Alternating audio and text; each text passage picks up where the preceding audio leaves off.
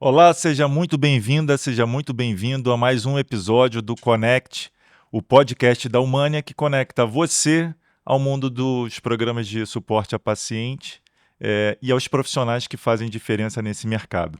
Eu sou Heitor Lessa, diretor-geral da Humania, e comigo, dando as boas-vindas na estreia aqui também, Glaucus Osório, nosso head comercial. Bem-vindo, Glaucus. Obrigado, Heitor. Olá. Então, Heitor, a gente vai falar um pouquinho hoje aí, trouxe um convidado muito especial, falar um pouquinho sobre o impacto dos PSPs na conduta médica.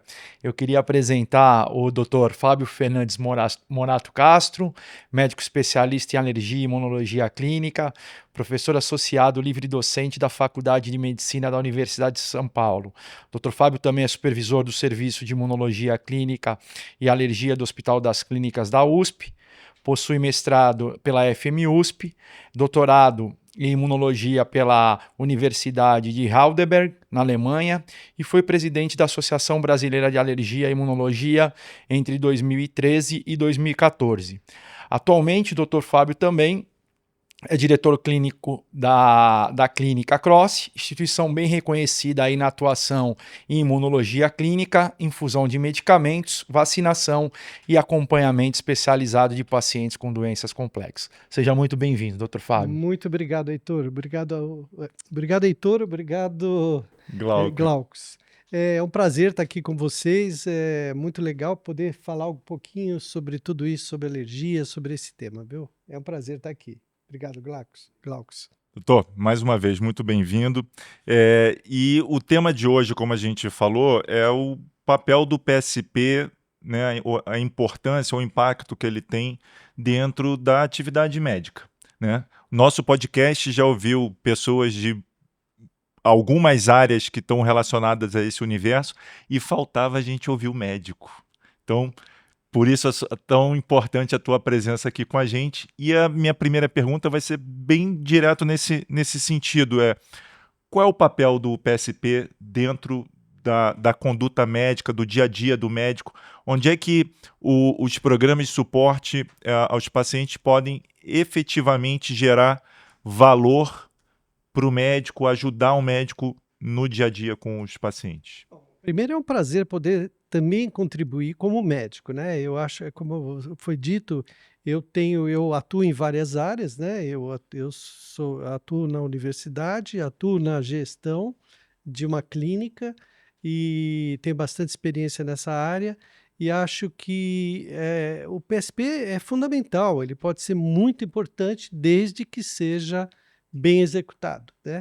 Então, eu acho que esse é o motivo da nossa conversa aqui, porque a gente tem que unir esse programa para que o nosso fim qualquer é tratar bem o paciente, é ajudar o paciente que ele consiga utilizar a medicação mais adequada. Então, o programa ele tem que ser facilitador. Nós temos que ajudar a que ele tenha o acesso àquele medicamento. E um programa bem feito vai fazer isso. Então, nós temos que tentar executar um programa que seja bom. Então, o PSP é fantástico, desde que seja bem feito. Eu acho que é essa a nossa discussão aqui. É a indústria farmacêutica, o médico e o paciente. Como facilitar isso, né? Ouvindo as três partes na hora de desenhar, né? Ouvindo as três partes na hora de desenhar, como executar de uma forma boa, sem interferências e que tudo ocorra fácil. Isso às vezes não ocorre, né? Às vezes o médico não é ouvido e isso pode atravancar esse sistema ou não funcionar adequadamente, não facilitar. Glauco. Bacana. Doutor, aproveitando aí a sua ampla experiência, né, a gente trazer um pouquinho aí da sua visão internacional, eu queria entender do senhor aqui, hoje, uma forma de enxergar a medicina relacionada ao PSP globalmente. Bom, como a medicina chegar ao PSP, eu acho que como nós dissemos agora, né, é muito importante, quando você vai fazer um programa de PSP, é muito importante ouvir o médico, ouvir como é o dia a dia do médico. Porque muitas vezes esse programa é bolado, né, esse programa é organizado, alguém tem uma ideia de um programa, e a ideia às vezes é fantástica, é uma ideia muito boa, mas não é o médico não é ouvido. Como é que é o dia a dia? Como é que é a rotina do médico? Como é que funciona? Isso vai atrapalhar? Não vai atrapalhar? Aquele programa vai interferir na clínica? Vai interferir no consultório do médico? Por exemplo, consultório pode ser pequeno, pode ser uma clínica grande. Como é que vai ser? Tipo, são muitos médicos daquela clínica, como é no caso da nossa clínica, né? Então, é muito importante que isso seja feito, o programa seja feito ouvindo o médico para que seja feito de uma forma melhor. Então, isso eu acho que é mais importante. E também, porque não adianta você onerar mais o médico, né? Trazer mais trabalho para o médico. Não, tem que ser uma coisa que se facilite, né? Facilite, que o programa facilite a execução para que o medicamento chegue de uma forma melhor. E com certeza isso vai ser bom para todos. Vai ser bom para a indústria farmacêutica, vai ser bom para o médico e, evidentemente, aquilo que a gente quer, que é o objetivo, é chegar para o paciente. Bacana.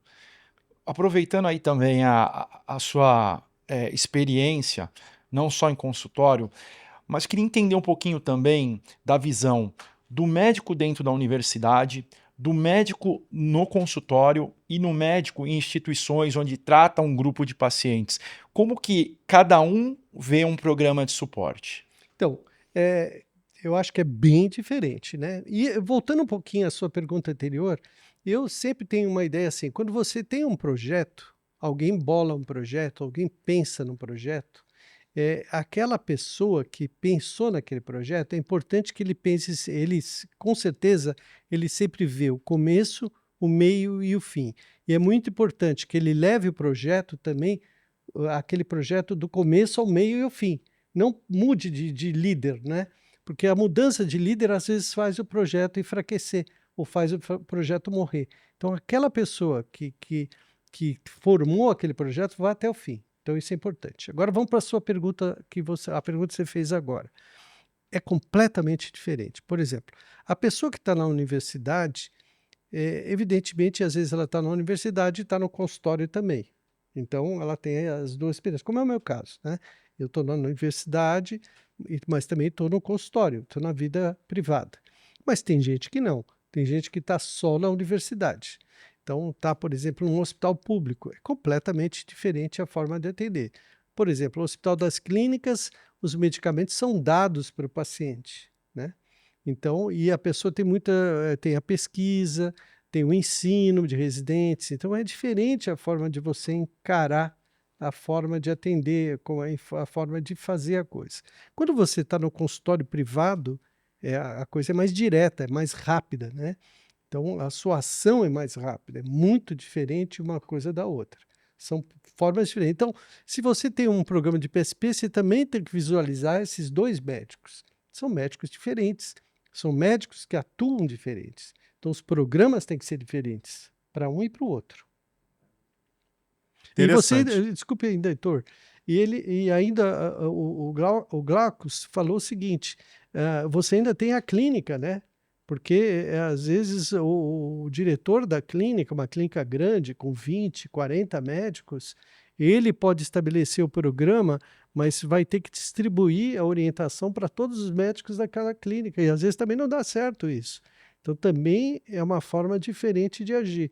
Então, esse programa também tem que ser adaptado para aquela clínica. Então, você vê, já são 3 tipos de médicos diferentes. O médico que atende na universidade ou no hospital público, que talvez seja diferente também, o da universidade, do hospital público. Aquele que atende no consultório particular, naquele consultório, e aquele numa clínica grande, com 40, 50 ou 20 médicos, né? É completamente diferente um do outro. Flexibilidade e escutativa talvez sejam palavras-chave dentro da criação, da gestão e implementação de um programa de suporte a paciente, né, doutor? Escutar é tudo nessa vida. Eu até vi um meme muito interessante essa semana que é assim, é uma pessoa, a pessoa assim pequenininha falando com uma pessoa alta, né, mostrando arrogância, né, falando assim: "Nossa, você fala 7 línguas?" "Sim." "E quantas línguas você escuta?" Então você tem que ouvir também, tudo sempre tem que ouvir. E a indústria farmacêutica, me desculpe as pessoas da indústria farmacêutica estão ouvindo, que estão assistindo, né? Tem que ouvir o médico. O médico é uma peça importante, é um elo importante dessa corrente para que funcione. Ele é muito importante nessa corrente para que funcione qualquer programa. Eu acho que não adianta só fazer o programa e falar, nós estamos fazendo. Não, se você quer que funcione, se vocês querem que funcione, tem que ouvir o médico, evidentemente tem que ouvir o médico. O médico não pode fazer o bypass do médico, o médico é que está próximo ao paciente. O paciente é dele, ele sabe como é o paciente. Nesse sentido, doutor, uma vez tomada a decisão da prescrição de uma medicação, enfim, de uma conduta clínica, quais são os principais desafios que o médico enfrenta para pacientes de doenças complexas? Aí nós estamos falando de doenças raras, ultra raras, né, doenças oncológicas, enfim, as doenças que tradicionalmente são mais voltadas que podem se beneficiar do uso de um PSP. A partir da prescrição, quais são as grandes barreiras que o médico enfrenta na adoção da medicação e na adesão do paciente ao tratamento? Essa é a palavra, adesão ao tratamento. Uma doença rara, ou uma doença complexa, uma doença crônica, que é uma doença oncológica, uma doença crônica, não necessariamente, por exemplo, hipertensão, ou mesmo nas alergias, asma, rinite, é uma doença crônica. Se é uma doença crônica, a adesão é fundamental. É fundamental. Então, esse é o principal, o que a indústria quer, como você melhorar a adesão. Existe uma ideia errada que a adesão está ligada simplesmente ao medicamento. Está errado isso, está errado. A adesão é ligada a 4 fatores. Vou falar os 4 fatores. Posso falar aqui? Por favor. 4 fatores. Quais são os 4 fatores? Primeiro, é a doença. Como assim a doença? A doença, por exemplo, uma doença simples, rinite alérgica. É mais difícil porque você vai levando a rinite, você não trata adequadamente e tal. É possível de conviver. Convive, até você te prejudicar muito, aí você vai procurar um médico, aí vai tratar adequadamente. É claro que se pega um órgão mais nobre, os olhos, por exemplo, você vai imediatamente tratar ou trata mais adequadamente, se adere melhor. Então, o tipo de doença é importante. Segundo, o paciente, a cultura do paciente, o conhecimento do paciente, se ele entende o médico. Então, também o nível cultural do paciente. Então, isso também tem que ser pensado no PSP. Se o paciente vai entender o que está sendo dito, se ele vai, de que forma está sendo explicado aquilo para ele.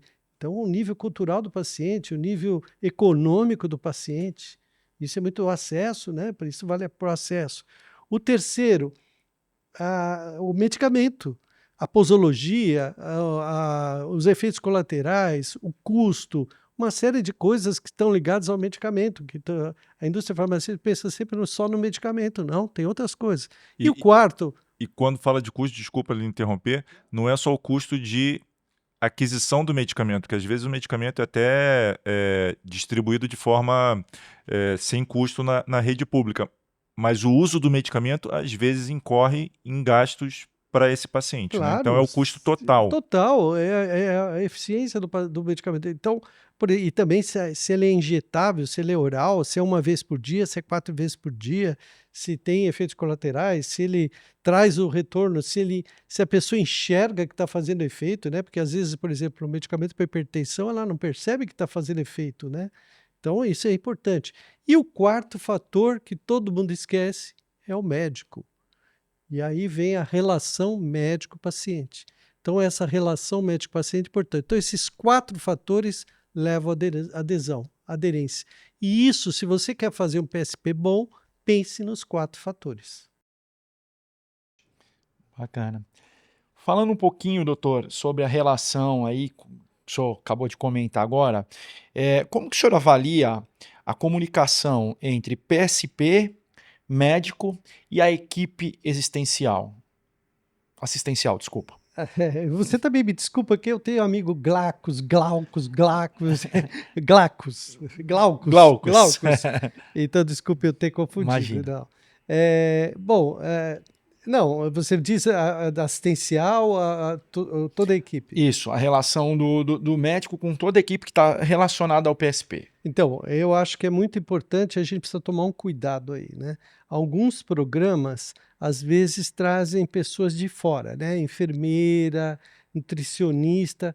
Isso, às vezes, não é bom para o médico, porque o médico fica um pouco com medo dessas pessoas que ele não conhece, são pessoas que acabam interferindo naquele paciente do médico, dá uma impressão daquela pessoa está tendo ser da indústria farmacêutica, está levando informações para a indústria farmacêutica, está interferindo na sua conduta, isso o médico não gosta muito, não. Então, essa terceira pessoa interferindo, aí, ou quarta pessoa interferindo, não é bom. Então, como eu disse, bom programa é aquele que vai facilitar o médico, não vai interferir muito na conduta do médico, vai facilitar aquela prescrição, aquela indicação do medicamento, o acesso do medicamento para o paciente, né? Por isso que tem que sempre ouvir e adaptar aquele tratamento para o paciente. Não sei se Eu eu vou pegar uma respondi. carona nisso aí, inclusive no que o senhor acabou de falar. Então, nesse sentido, na tua percepção, o que gera mais valor dentro de um programa de suporte a paciente para o médico? Você falou um pouco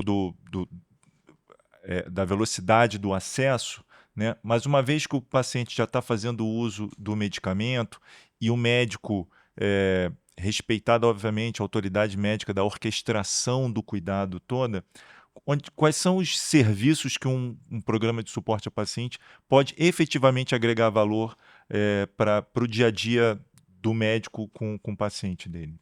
Vai depender muito da doença, vai depender muito do serviço que o médico faz, da disponibilidade do médico.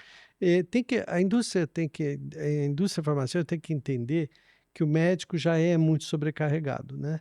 Já tem muita coisa para pensar, muita coisa para fazer, muita coisa para trabalhar. Então, você imagina, por exemplo, eu coordeno uma clínica grande, né? Grande assim para o porte de um consultório, evidentemente, né? É importante Com, falar, a Clínica Cross, na verdade, é uma rede, né? Tem é, unidades aqui em São Paulo. a Clínica Cross são 4 unidades, né?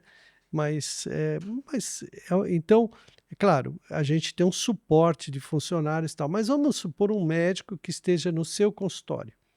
Por incrível que pareça, nós não somos médicos, não somos preparados na faculdade para gestão. Não somos. Por incrível que pareça, ninguém treina a gente a fazer a gestão de um consultório. Ou a pessoa nasce sabendo ou não aprende isso. Então, e de repente você cai num consultório que você tem que fazer a gestão.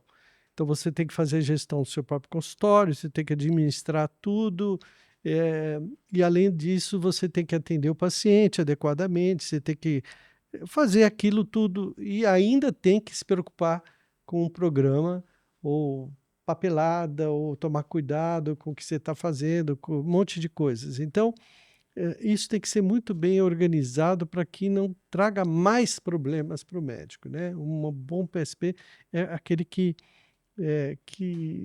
ajude o médico, não atrapalhe mais não onere mais o médico em termos não de trabalho, de tempo. Então, e pode ajudar bastante em algumas coisas, desde que o paciente sinta que aquele programa está o ajudando e mostrando que aquele médico está fazendo alguma coisa a favor dele, né? Um ponto, acho que é a percepção do paciente de que o médico o ajudou de alguma forma quando indicou o programa, né? Eu vou fazer aqui como advogado diabo, né? Então, se uma indústria farmacêutica fez um programa bom, quem tem que ficar, o paciente tem que ficar feliz com o médico, não com a indústria farmacêutica. Sim, Estou até dando uma advogada, porque o o- médico é que está prescrevendo o medicamento. Então, ele tem que ser feliz do programa, não com a indústria, sim com o médico. O médico é que passou o programa para ele. e hoje essa visão o paciente tem menos, né? Não tem. Eu acho que Nós depende. temos uma visão dentro da Humania, os pacientes são muito gratos aos programas em função da capacidade de acessar serviços que a maior parte desses pacientes não teria é, capacidade de deslocamento ou mesmo capacidade financeira de acessar. Então, a gente vê nos NPS, assim, são realmente muito altos. Mas esse é um bom ponto que não tinha me ocorrido em nenhuma discussão nossa aqui no Connect. É, construir a percepção junto ao paciente de que aquele programa também tem a participação do médico e que aqueles benefícios acessados também têm um papel importante do médico ter indicado, ter validado, né? E aí eu volto para o nosso início de conversa lá, pô, se a gente ouve mais o médico ajuda a construir esses benefícios e onde vai ter maior confiança também de indicar, né? Eu imagino que sem o médico nenhum programa funciona. Sem o médico validar, nenhum programa funciona. E o paciente tem que ter essa ideia de que o médico está validando, que aquilo é um bom, que é o seu médico, né? Aquela ligação é importante, né? Eu imagino isso. Doutor, a gente já entrou nesse assunto falando um pouquinho sobre a sua clínica, né?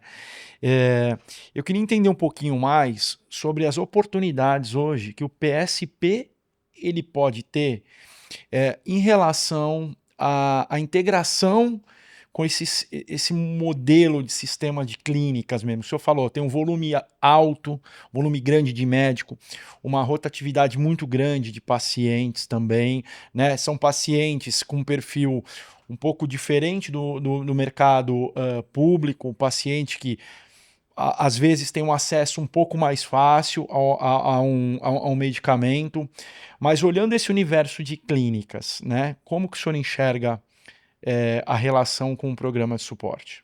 Eu vou falar um pouco da clínica, então, vou fazer uma propagandinha aqui.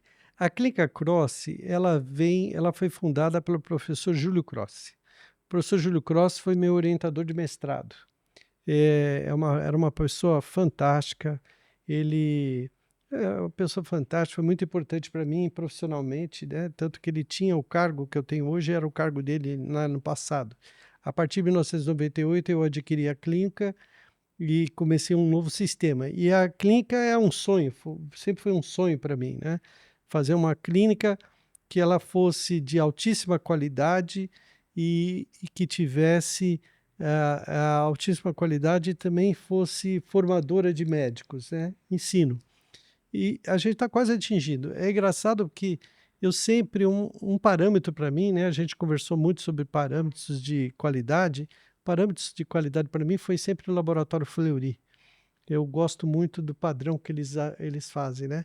É claro, guardando as devidas proporções, a nossa clínica é pequena, mas sempre foi o padrão de qualidade. E então eu faço tudo para que tenha uma qualidade total. Eu levei muito do que eu aprendi com a pesquisa clínica, a- que nós tivemos um centro de pesquisa clínica muito legal. Tudo o que aprendi com a pesquisa clínica de regras, levei para dentro da Clínica Cross. E também montamos uma parte de ensino. Então, hoje a gente tem podcast, a gente tem cursos de preceptoria, a gente tem pós-graduação em parceria com a Santa Casa, da Faculdade de Santa Casa, com o MEC. A gente tem toda uma parte de ensino muito forte. Então, além da assistência, onde a gente tem atendimento, imunizações, infusões, eh, toda uma parte de atendimento forte, nós temos também a parte de ensino paralela muito forte, né? Então, esse é o meu sonho, né? Sempre foi meu sonho e eu espero que cresça mais ainda, né? Mas se ela é toda ramificada assim, onde a gente faz isso, o PSP entra como uma luva, né? Porque esses programas caem como uma luva nisso, né? Porque é isso que a gente quer. A gente quer que as coisas funcionem para que o paciente seja beneficiado. Então, eh, que tenha acesso aos medicamentos, porque fica mais fácil, porque é uma equipe funcionante aí. Não tem, tem enfermeiras treinadas, tem toda uma equipe trabalhando, e aí a coisa funciona muito bem. Eu acho que é muito mais difícil você implantar um programa desse num consultório de um médico do que numa equipe, uma equipe grande com 20 e tantos médicos, né? Como é o caso. Eu acho que tem muita coisa aí que dá para bolar ou pensar. Doutor, pegando um gancho aí do que o senhor está falando, o senhor trabalha com um grande volume de colegas médicos dentro dessas clínicas, né? O senhor acha que todos esses médicos têm a mesma percepção que o senhor quando está relacionado a programa de suporte a paciente? Ou seja, todos têm o conhecimento do benefício que um programa de suporte ele traz para o paciente? Eu tenho uma coisa que facilita muito, como eu sou professor na USP e supervisiono lá o serviço de alergia, eu tenho uma facilidade de convidar médicos que pensam como eu, né? E que são muito bons em algumas áreas. Então, todos que estão lá dentro pensam muito parecido. Ou eles são do Estudo da Criança, ou são do Hospital das Clínicas, lá do nosso serviço. Então, todos pensam muito parecido. E também da Escola Paulista no grupo de endócrino, porque lá também a gente é muito forte na parte de endócrino, né? Endocrinologia. Então, e todos pensam muito parecido. E a gente tem muitos. Nós fazemos reuniões mensais, reuniões clínicas mensais, lives. Então, está todo mundo muito afinado, né? Então, por exemplo, se acontece um problema qualquer, a gente se reúne para discutir o problema. Nós temos, para você ter uma ideia, parece piada, mas não é não. A gente tem quase 600 POPs, procedimento operacional padrão, lá na clínica. Nós somos credenciados pelo ONA, sabe aquele ONA que é de estrutura e tal. Nós temos 4 selos de qualidade médica internacional, de anafilaxia, angioedema hereditário, urticária e dermatite atópica. É a única clínica no mundo com esses 4 selos, né? Então, a gente faz muita força nessa padronização. Então, isso para nós é muito simples, né? Porque todos trabalham muito. Então, o treinamento de enfermeiras e auxiliares, isso é muito.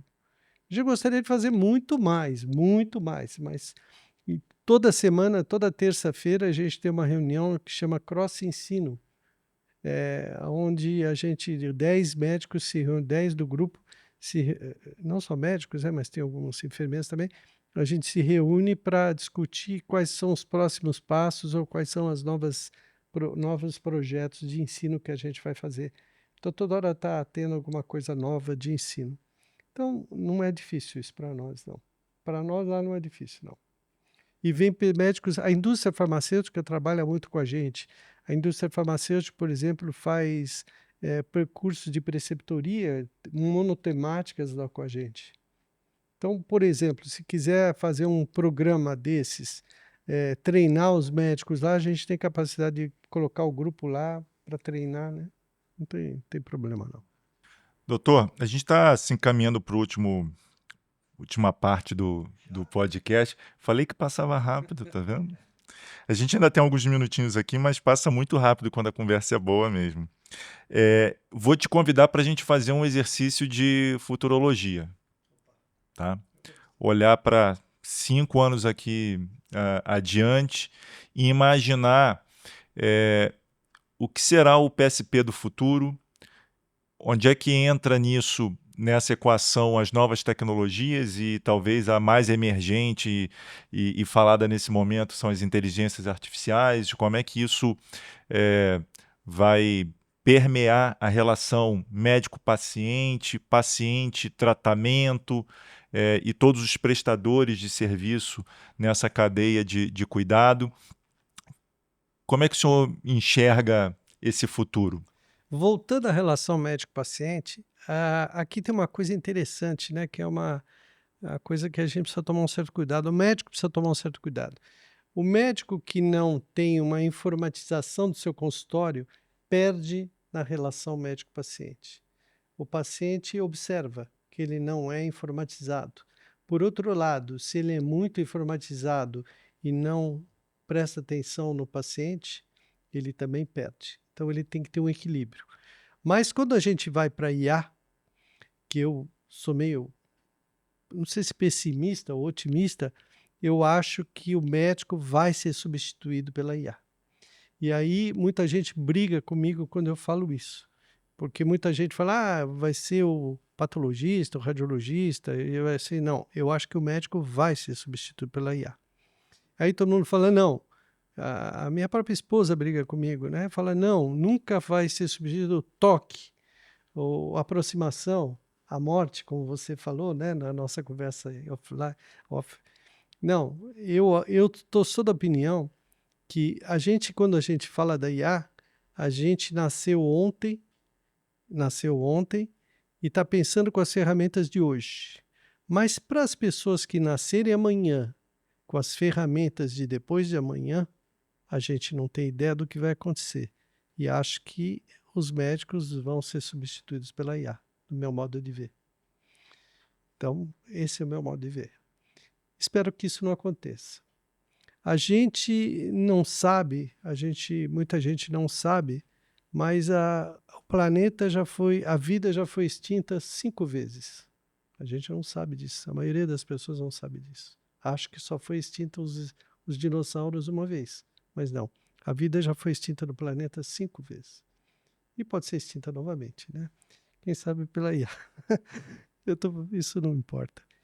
O que a gente vê é que o conhecimento humano está indo muito rápido, muito rápido. Uma PG está sendo exponencial. E logo o conhecimento humano vai dobrar a cada dia.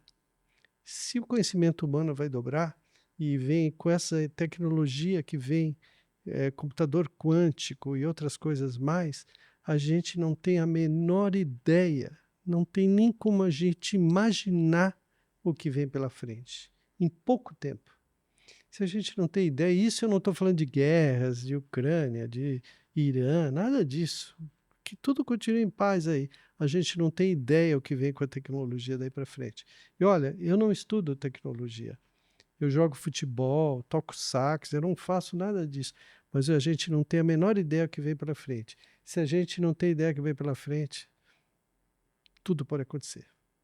E talvez o melhor seja a gente pensar a cada dia o que a gente pode fazer de melhor naquele dia e, obviamente, estar aberto para entender e compreender essas mudanças que vão aparecendo, né? E como diz a música, que eu acho uma música, todo mundo acha que é uma música infantil, eu acho uma música muito inteligente, aquela da Aquarela. O mundo é uma astronave, né? O futuro é uma astronave que nos convida, o futuro nos convida a rir ou chorar. Toquinho, né? É isso. Muito Bacana, doutor. Acho que rapidamente, olhando esse mercado de programas de suporte a tratamento, o que o senhor poderia sugerir para a gente aí pudesse melhorar? Só para a gente concluir. Ouvir o médico. Ouvir, eu acho que ouvir é tudo, em tudo, viu? Não é só no PSP, não, em tudo. A gente tem que ouvir mais seu filho, ouvir mais sua esposa, ouvir mais seu marido, ouvir mais o namorado, ouvir mais as pessoas. Tem que ouvir mais. Parar de ficar olhando no celular, tem que ouvir mais. Ouvir o médico tem que ouvir mais seu paciente. O paciente tem que ouvir mais seu médico. A indústria farmacêutica tem que ouvir mais o médico tem que ouvir mais a indústria farmacêutica. Ouvir. Doutor, muito obrigado pela sua presença. Gente, estivemos hoje aqui com o doutor Fábio Fernandes Morato Castro, médico especialista em alergia e imunologia clínica, professor associado, livre-docente da Faculdade de Medicina da Universidade de São Paulo, professor, médico, empreendedor e uma pessoa que há muitos anos também ajuda a formação das próximas gerações de medicina, né? Então, doutor, muito bom ouvir essa voz médica que para nós aqui da Humânia tem um peso muito importante, uma aula para a gente aqui, né? E espero que isso possa contribuir para todo mundo que está nos assistindo aí em casa, que está ouvindo no carro. Fica o convite de pensarmos como é que a gente pode se escutar mais, né? Acho que eu saio daqui hoje com essa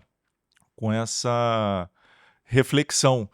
Os nossos pacientes, e quando falo nossos porque eles estão no sistema de saúde integrado, dependem da nossa escuta ativa para que cada agente desse sistema entregue o melhor, né? Seja para o paciente diretamente ou para quem conduz o tratamento do paciente, que é o médico. E nós somos pacientes, né? Todos nós, né? Glaucus, obrigado pela tua participação. Seja muito bem-vindo aqui também ao Connect. E você que nos acompanhou até agora, muito obrigado pela sua atenção. Se você acha que os temas que a gente discutiu aqui são úteis, são importantes para alguém que você conhece, compartilhe esse episódio, avise as pessoas sobre o que a gente conversou aqui, interaja com a gente nas redes sociais. Esses episódios estão tanto no YouTube quanto no Spotify, você pode encontrar a gente lá. E tem os outros episódios também que eu convido você a ouvir e compartilhar. Obrigado e até a próxima.